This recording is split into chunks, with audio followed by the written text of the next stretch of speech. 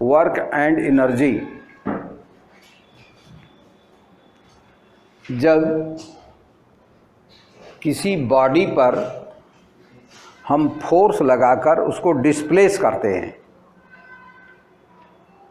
तो कहा जाएगा कि हमने वर्क किया। फोर्स लगाने वाले ने वर्क किया। वर्क में दो चीज़ें हैं, फोर्स एंड डिस्प्लेसमेंट। यदि हमने इस पर फोर्स अप्लाई किया लेकिन दीवार में डिस्प्लेसमेंट नहीं हो रहा है तो वर्क नहीं हुआ। फोर्स तो हम लोग हमेशा लगाते रहते हैं।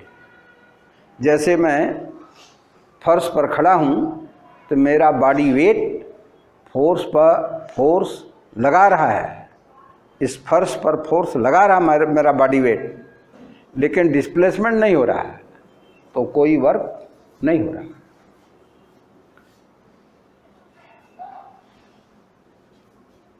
जब भी हम वर्क करते हैं या वर्क होगा किसी भी विधि से, यदि वर्क होगा तो वर्क करने में एनर्जी खर्च होगी। बिना एनर्जी खर्च किए कोई वर्क नहीं होता। जब हम किसी सीढ़ी पर चढ़ते हैं तो अपने बॉडी को डिस्प्लेस करते हैं और हमें अपने बॉडी पर बल भी लगाना पड़ता है। तो बल और डिस्प्लेसमेंट दोनों हो गया तो वर्क होगा। और जितना वर्क करेंगे हम, यदि हमने वर्क किया 10 जूल तो एनर्जी भी मेरे बॉडी की 10 जूल खर्च होगी। मोटरसाइकिल यदि डिस्प्लेस हो रही है, उसका इंजन उसको डिस्प्लेस कर रहा है तो इंजन वर्क कर रहा है तो इंजन को एनर्जी चाहिए तो वो पेट्रोल एनर्जी से चलेगा। अन्य गाड़ियां डीजल, बसें, ट्रेन चलती हैं तो डीजल के रूप में एनर्जी को खर्च करती हैं। एक बात, वर्क तभी होगा जबकि एनर्जी खर्च हो।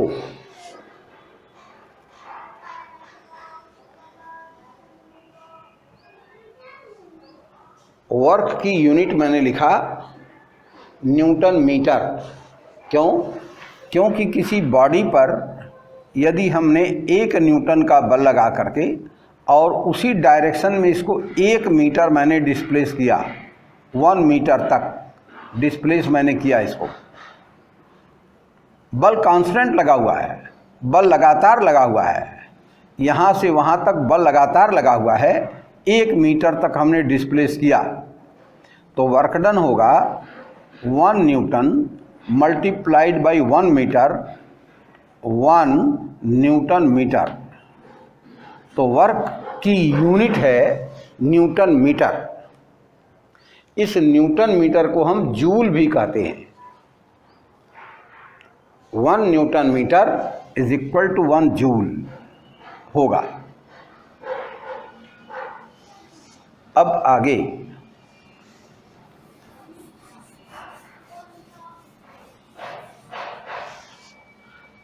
Case first.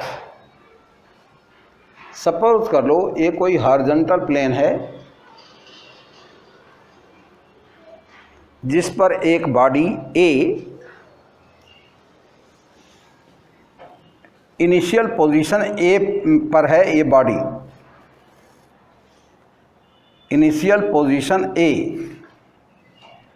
अब हमने इस पर एक फोर्स अप्लाई किया इन हॉरिजॉन्टल डायरेक्शन और इस फोर्स हमको लगातार लगाए रखना पड़ेगा, कांस्टेंट फोर्स F, और फोर्स ने इसको डिस्प्लेस कर दिया up to final position B in the horizontal direction. Force is directed into horizontal direction and displacement is also in horizontal direction. Direction of force and displacement both are same. In that case, work done by the agency which was applying force, इस बल को जो लगा रहा होगा, घोड़ा बल लगा रहा है तो घोड़ा कार्य करेगा, आदमी बल लगा रहा है तो आदमी कार्य करेगा, इंजन बल लगा रहा है तो इंजन कार्य करेगा, बिजली की मोटर बल लगा रही तो वो वर्क करेगी, जो बल लगाएगा वो वर्क करेगा। फोर्स लगाने वाला कोई होगा, तो फोर्स लगाने वाले ने कितना वर्क किया, उस वर्क का amount applied force multiplied by distance. Suppose कर लिया मैंने अपने हाथ से इस पर बल लगाया 100 न्यूटन और ये डिस्प्लेसमेंट मैंने किया 10 मीटर, तो मैंने 1000 न्यूटन मीटर या जूल वर्क किया। इतना जूल एनर्जी मेरे बॉडी की खर्च हो गई।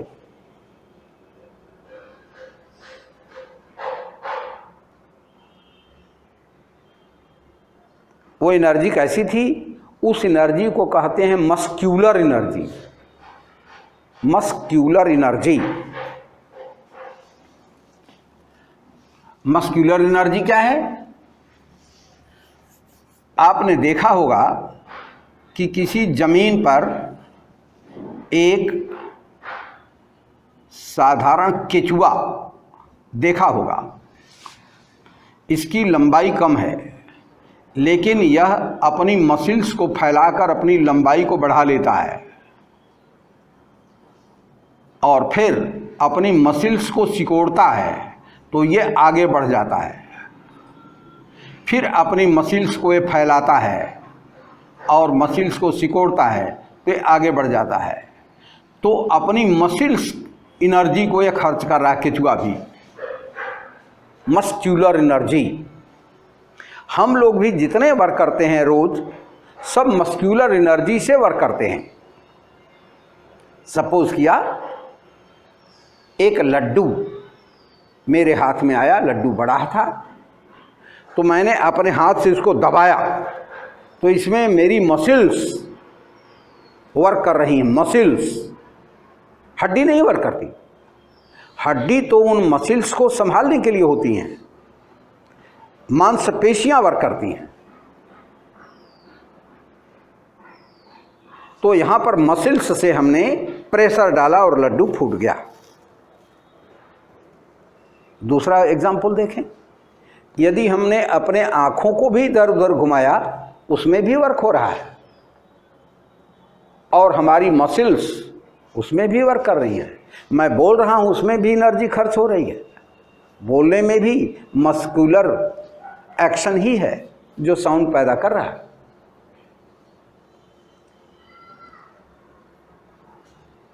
सपोज हमको पानी पीना है तो पानी हम खींचते हैं, खट करते हैं, वहां भी मस्क्यूलर एनर्जी ही कार्य करती है, मसल्स काम करती हैं। तो शरीर की जितनी क्रियाएं हैं उसमें सब मसल्स काम करती हैं और मस्क्यूलर एनर्जी आदमी खर्च करता है। घोड़ा भी यदि कार्य करता है तो मस्क्यूलर एनर्जी से ही वर्क करेगा। तो जब हम वर्क करते हैं तो मस्क्यूलर एनर्जी हमारी खर्च होती है। उदाहरण देता हूं, जैसे आपने कभी जामुन खाया होगा और यदि जामुन का बिया सड़क के थोड़ा नीचे चला गया तो आप कोशिश करने लगते हैं और अंत में यह पास आउट हो गया, अंदर चला गया।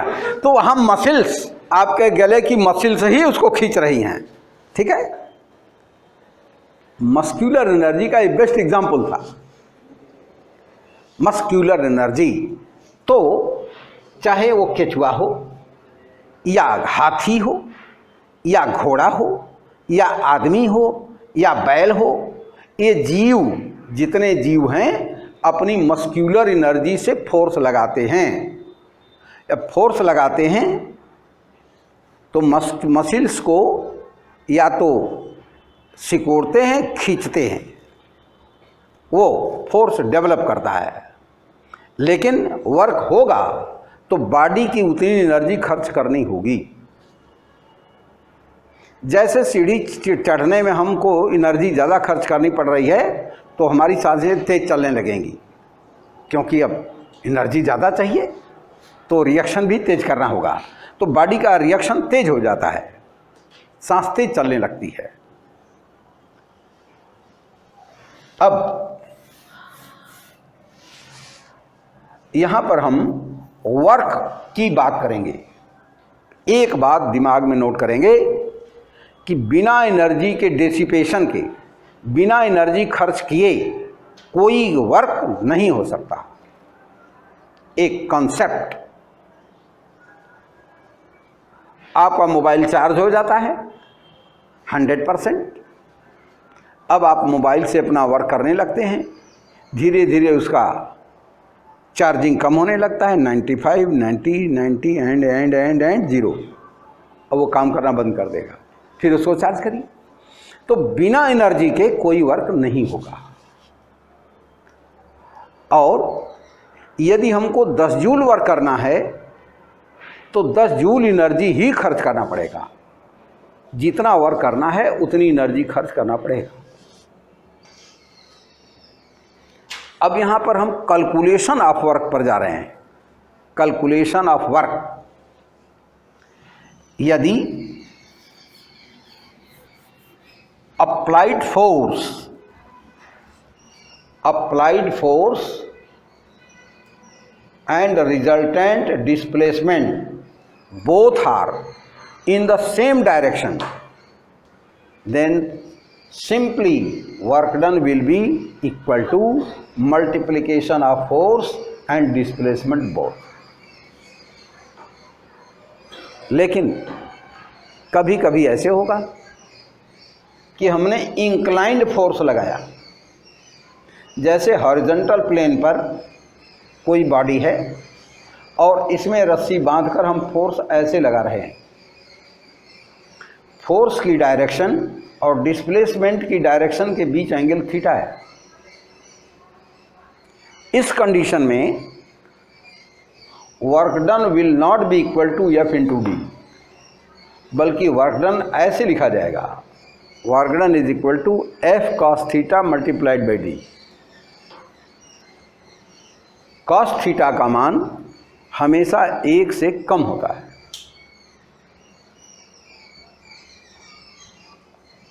अब कॉस थीटा की वैल्यू अलग से ट्रिग्नोमेट्री में आप पढ़ेंगे तो वर्क डन का फार्मूला ऐसे हो जाएगा। केस बदल गया, फार्मूला बदल गया, वर्क डन कैलकुलेशन का फार्मूला चेंज कर जाएगा। अब ये देखें, case third, work done against gravity.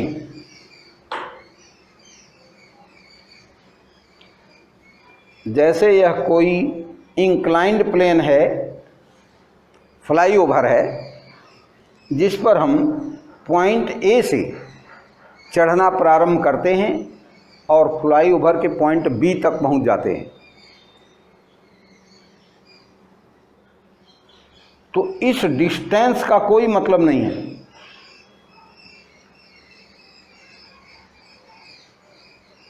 Distance pro to inclined plane का कोई मतलब नहीं है। हमारी बॉडी पर ग्रेविटेशनल फोर्स mg लग रहा है और ये लगातार हम mg फोर्स के अगेंस्ट ऊंचाई चढ़ते जा रहे हैं। तो जो वर्टिकल हाइट है वो डिस्प्लेसमेंट माना जाएगा, ये डिस्प्लेसमेंट नहीं माना जाएगा। डिस्प्लेसमेंट एट इंक्लाइंड प्लेन नहीं माना जाएगा। Gravitational force on the body multiplied by gravitational height, sorry vertical height, gravitational force on the body mg multiplied by vertical height of the man. So work done will be written as mg into h because this vertical displacement is h, vertical force is mg and vertical displacement is h. तो किसी building पर चढ़ने में, किसी पहाड़ी पर चढ़ने में, किसी स्लोप पर चढ़ने में जो वर्क डन होगा उस वर्क को वर्क डन अगेंस्ट ग्रेविटी कहा जाएगा। पृथ्वी के गुरुत्वाकर्षण के विरुद्ध हम चल रहे हैं, पृथ्वी खींच रहे नीचे को लेकिन हम चढ़ रहे हैं ऊपर को, तो ये वर्क डन अगेंस्ट ग्रेविटी हुआ।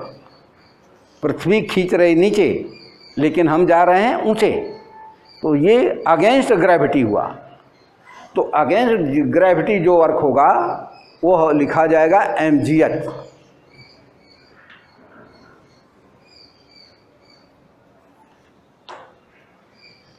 अगली बात,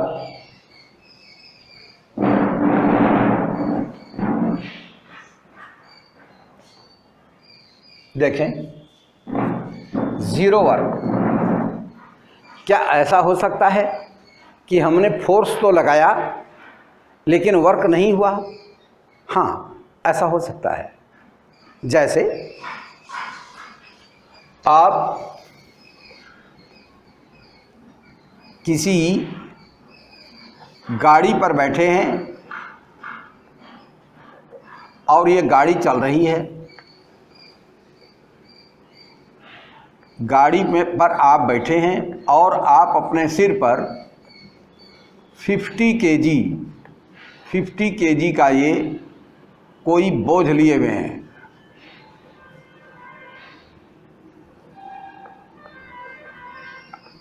तो आपकी स्कल या खोपड़ी आपकी बल लगा रही होगी R will be equal to mg। यदि 50 kg है और g है 10, तो आपकी खोपड़ी 500 न्यूटन बल लगा रही है। इस बॉडी पर आप कितना बल लगा रहे हैं? इस बॉडी पर आप तो बल लगा रहे हैं 500 न्यूटन, और गाड़ी चल रही है तो कुछ देर में गाड़ी यहां पहुंच गई।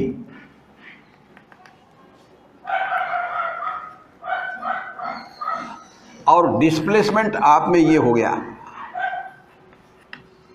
और फोर्स आप लगाए हुए हैं, 500 न्यूटन का फोर्स लगातार लगा रहे हैं, और डिस्प्लेसमेंट आप में हो गया, सपोज कर लो d is equal to 10 metre. तो work done will not be equal to 500 multiplied by 10।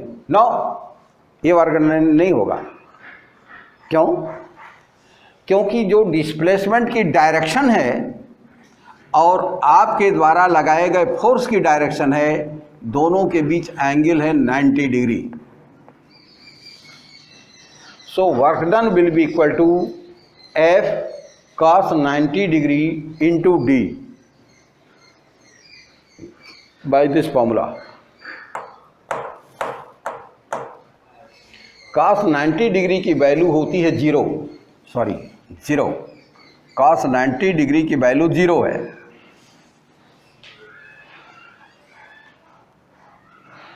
तो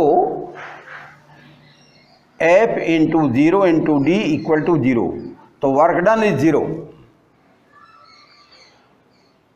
एक आदमी अपने सिर पर बोझ लेकर यदि हॉरिजॉन्टल प्लेन पर चल रहा है तो work done by the man on the weight इज 0।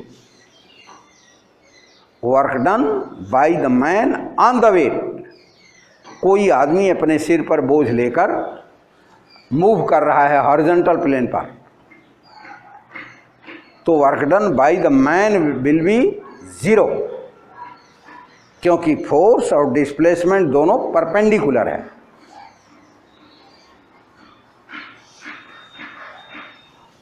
इसको केस को यूं देखें,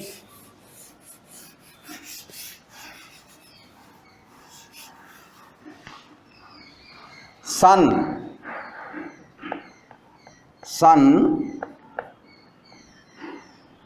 के अराउंड अर्थ सर्कुलर ऑर्बिट में रोटेट कर रही है और सन के द्वारा अप्लाइड फोर्स F है। Gravitational force of sun on earth is F, but displacement of earth is in perpendicular direction V. So work done by the sun on the earth is 0. Work done by sun on earth is 0. उसी तरह सन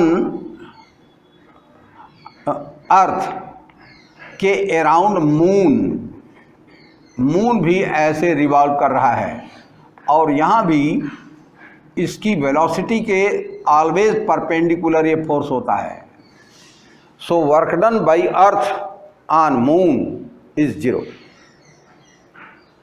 जब हम किसी body पर work करेंगे तो उस body की एनर्जी बढ़ जाती है। जैसे हमने किसी बॉडी को ठेला तो उसकी काइनेटिक एनर्जी बढ़ जाएगी, उसके अंदर वेग आ जाएगा, काइनेटिक एनर्जी आ जाएगी। वर्क करने से बॉडी की एनर्जी बढ़ जाती है, ये काइनेटिक एनर्जी या पोटेंशियल एनर्जी, जो आप आगे पढ़ेंगे। वर्क करेंगे तो एनर्जी खर्च होगी, वह एनर्जी कहाँ जाएगी? वह एनर्जी उस बॉडी को मिलेगी जिस बॉडी पर आप वर्क कर रहे हैं।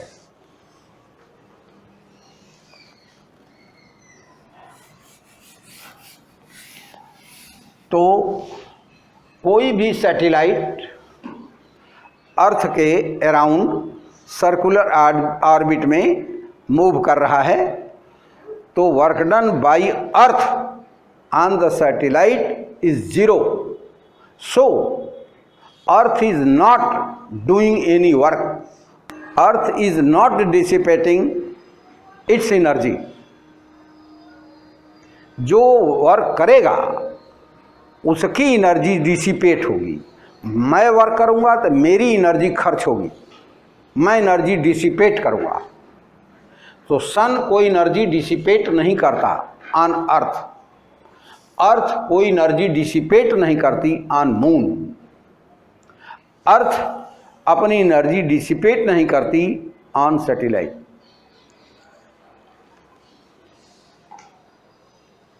जीरो वर्क, अभी मैं बोल रहा था जीरो वर्क पर। जीरो वर्क कब होगा? जबकि force applied and displacement both are at right angle.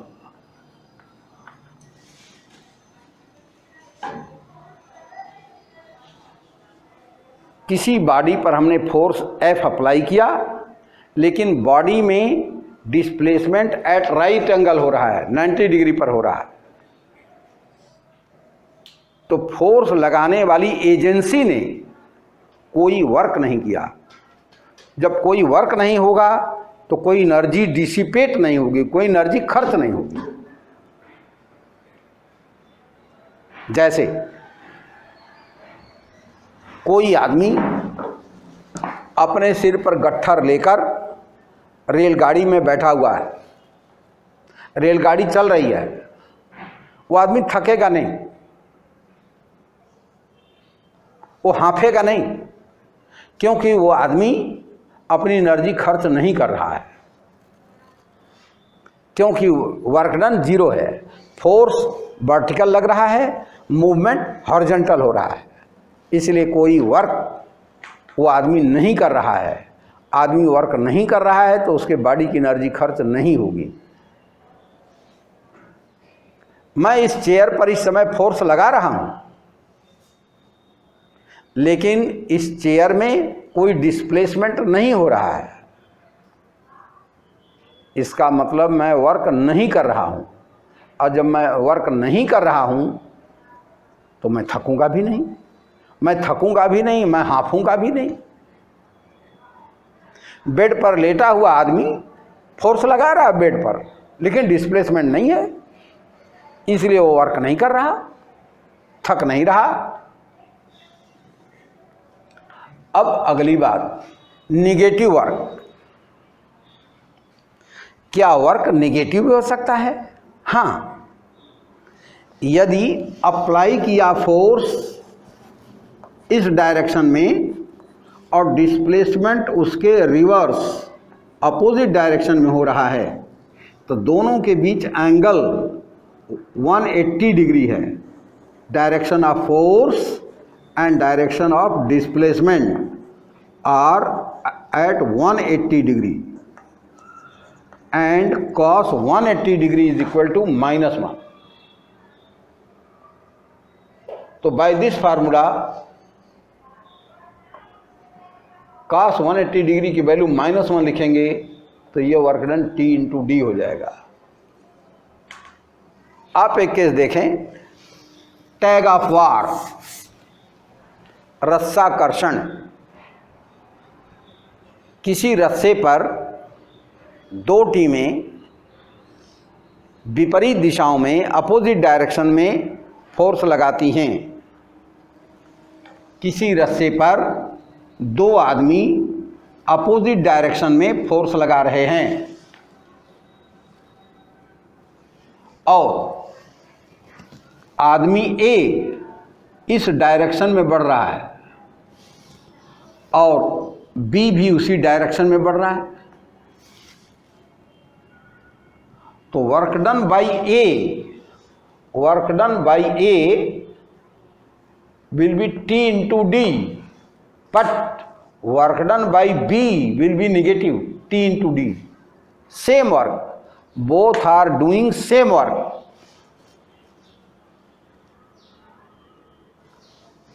A is doing positive work. How?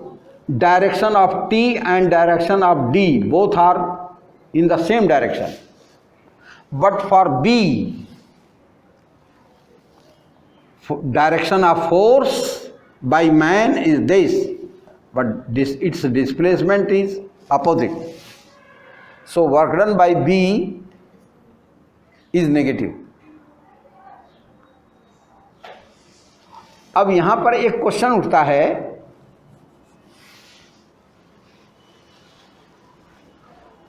कि क्या net force on this composite system is zero?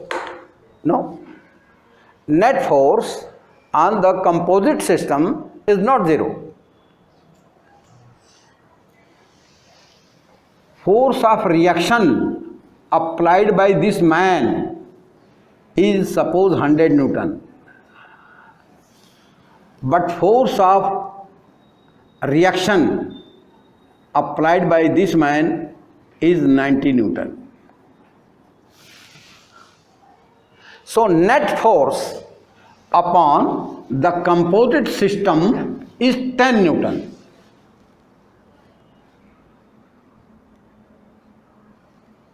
ये फोर्स ज़्यादा लगा रहा होगा, अपने पैरों से ज़्यादा बल लगा रहा होगा, लेकिन इस टैग पर दोनों का इक्वल फोर्स आएगा। एज ए होल, इस सिस्टम को एज ए होल देखें तो इस पर 10 न्यूटन का बल इस डायरेक्शन में लग रहा है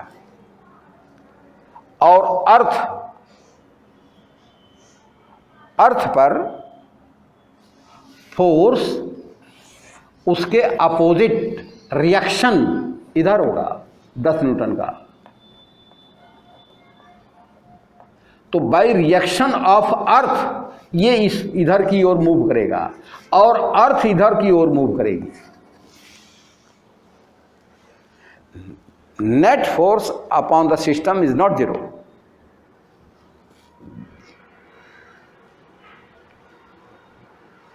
यहाँ पर हम अपनी थिंकिंग को और आगे नहीं बढ़ाएंगे, नहीं तो आपके लिए फोर्स एनालिसिस करना मुश्किल हो जाएगा। आप अपने ध्यान को केंद्रित करें स्टैक पर।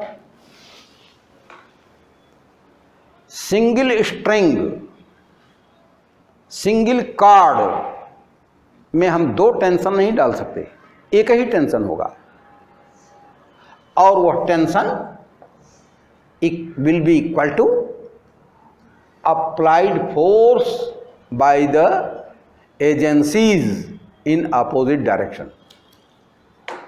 किसी टैग पर दो टेंशन नहीं होगा, तो टैग की सोचें, टैग की, तो टैग पर दो इक्वल एंड अपोजिट फोर्स लग रहे हैं। If the entire system is moving towards A,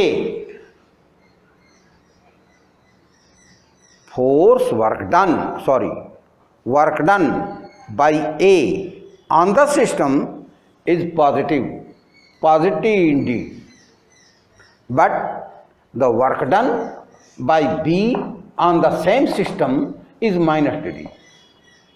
Net work done by both, net work done is 0. कौन ज्यादा हाँफ रहा होगा? जीतने वाला आदमी ए, ये ज्यादा हाँफ रहा होगा, क्योंकि इसने एनर्जी खर्च किया। इसने खर्च नहीं किया, ये नहीं हाँफ रहा होगा। जीतने के बाद ये टीम हाँफ रही होगी। आप इसे खेल के मैदान में वॉच कर सकते हैं। अगली बात हम देखेंगे।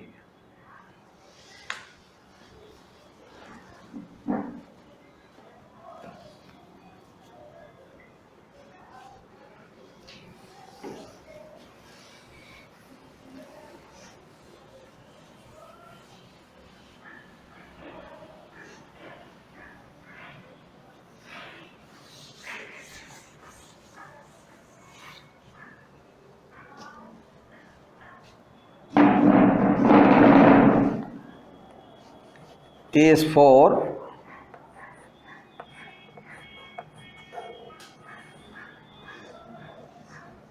work in rotational angular displacement।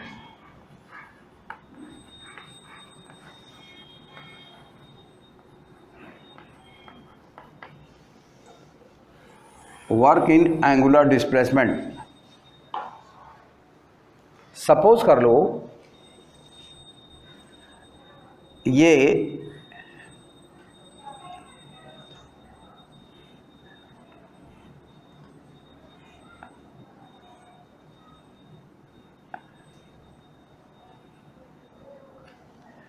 किसी बोल्ट पर ये नट लगा हुआ है और हमने एक रिंच के द्वारा इसको हमने पकड़ा।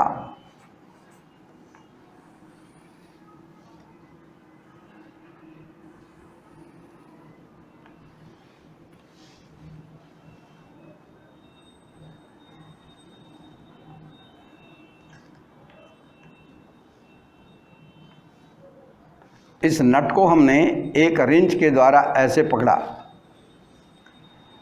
ये बोल्ट का सेंटर है और यहाँ से एट डिस्टेंस आर आपने आर के परपेंडिकुलर हैंडल पर आपने एक फोर्स अप्लाई किया। फोर्स क्या होगा? यह घूम जाएगा। सपोज आपका रिंच घूम करके इस कंडीशन में आ गया,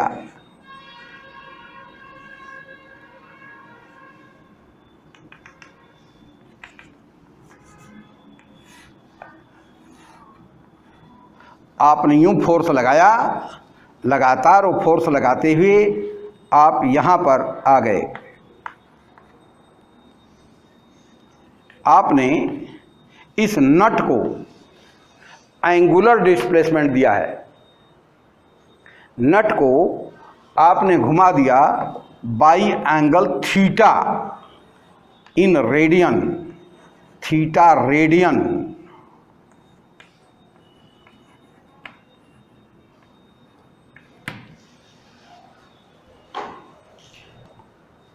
तो इस केस में वर्क डन लिखा जाएगा tau into theta. Tau is force multiplied by distance is tau into theta. ये वर्क डन ऐसे कैलकुलेट किया जाएगा। डिफरेंट केसेस में वर्क डन का फार्मूला डिफरेंट होगा। डिफरेंट केसेस में वर्क डन का फार्मूला डिफरेंट होगा।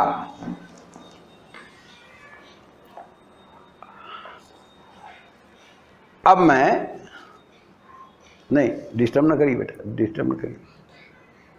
सपोज कर लो किसी नट को हमने रिंच से पकड़ा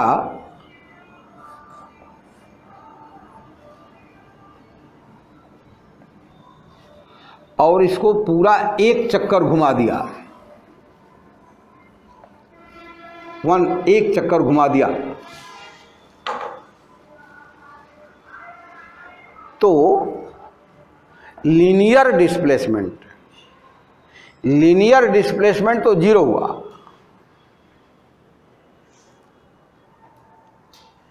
क्योंकि इनिशियल पोजीशन यही थी और फाइनल पोजीशन यही हो गई,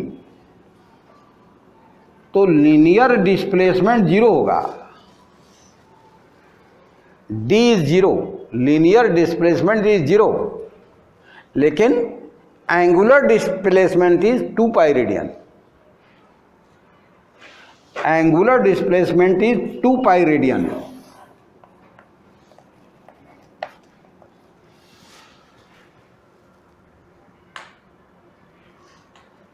और इस वर्क को करने में भी एनर्जी खर्च होती है और इस वर्क को करने वाला आदमी भी हांफेगा। एनर्जी खर्च करने की क्या पहचान है? जो आदमी एनर्जी खर्च करेगा तो क्या करेगा? हांफेगा, तेज सांस उसके आने लगेगी एनर्जी खर्च करने से।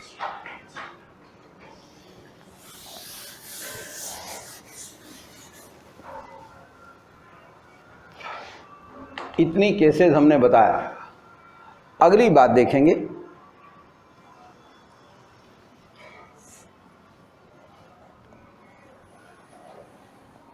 सपोज ये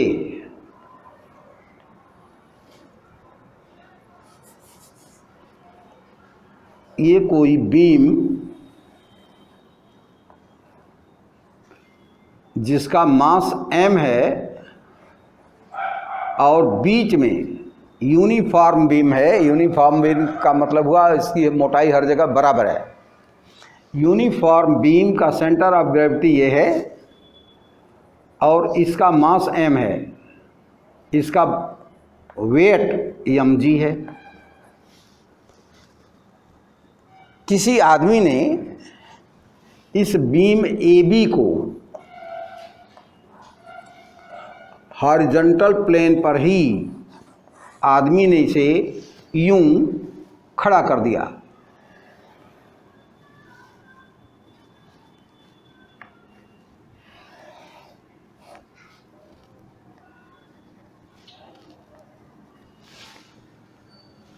AB को इस आदमी ने ऐसे वर्टिकल कर दिया।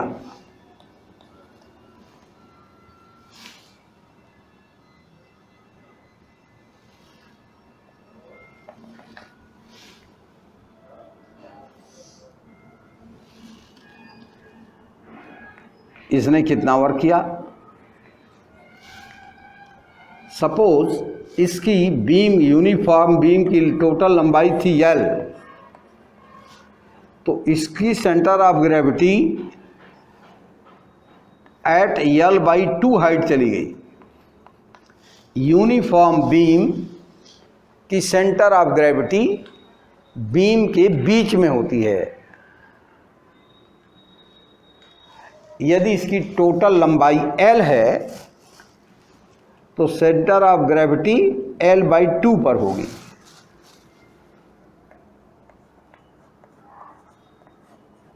यदि किसी आदमी ने इसको खड़ा कर दिया तो उस आदमी ने कितना वर्क किया, तो work done in this case will be mg L/2, not mgh।